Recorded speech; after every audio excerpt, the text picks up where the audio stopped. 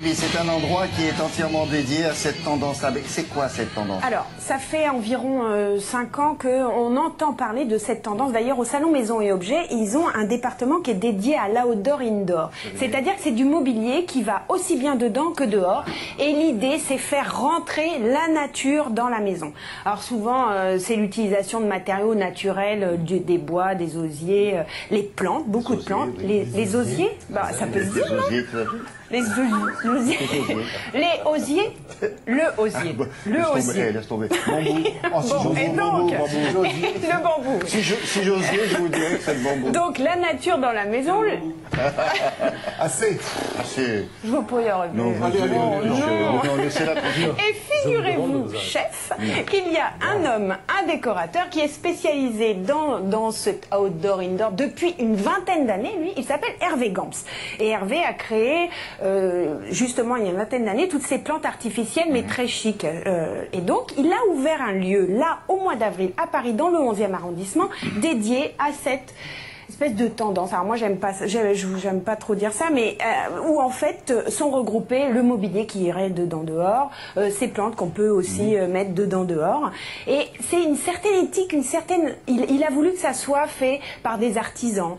Il a voulu une certaine traçabilité au niveau des produits, etc. Donc c'est particulier, c'est joli. Regardez. Dans le 11e.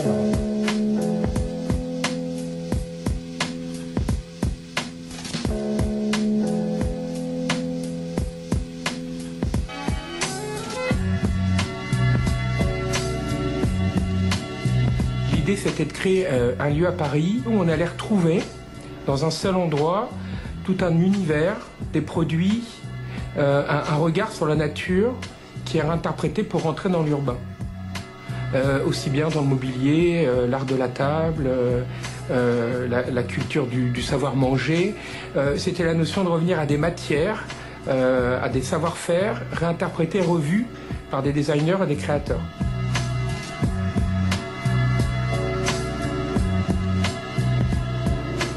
Hervé Gams m'a sollicité pour dessiner une collection lors de l'ouverture de son lieu. Donc c'est une collection que j'ai réalisée avec une chaise irlandaise.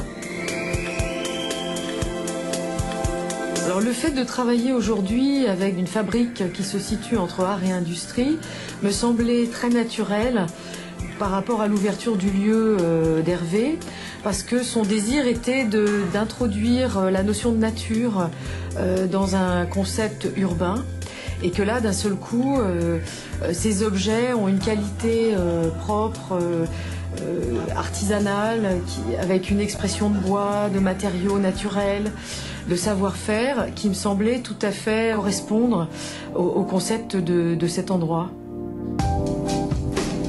Il y a un retour à des valeurs naturelles, culturelles. C'est vrai qu'on revient à des valeurs simples, mais on ne voulait pas tomber dans le vintage. Hein, donc c'est assez intéressant. On ne va pas prendre de l'osier, un petit panier d'osier de grand-mère et autres pour dire qu'on allait dans le naturel. Je pense qu'aujourd'hui, on a envie de retrouver des objets qui racontent des histoires, qui soient plus proches peut-être d'un inconscient collectif que nous avons tous, et qui font partie de nos mémoires ou bien dans l'histoire. On se voulait origine, c'est-à-dire du 100% origine. On voulait que le client rentrant dans le magasin puisse connaître l'origine du produit. On va lui expliquer, il ne fait pas que acheter, il repart en ayant appris quelque chose. Et sur la façon, la manière dont c'est travaillé, dont c'est designé, on se rend compte qu'on a des savoir-faire et des outils merveilleux en France. On a des artisans extraordinaires, on a des designers magiques. Donc je pense que tout le monde va, dans son intérieur, recréer sa propre nature, mais d'une manière urbaine et contemporaine. Il n'y a qu'un endroit dans Paris pour l'instant. Dans les régions, il y a des choses similaires. Il a des points de vente un petit peu partout en région. Et vous avez vu, ce que j'ai oublié de dire, c'est qu'il invite chaque mois un designer et à qui il donne carte blanche. Et toujours dans cet esprit, il y a vraiment une sorte de ligne conductrice, une traçabilité, comme on dit. Oui. Oh, c'est beau ça, hein? J'ai du vocabulaire finalement.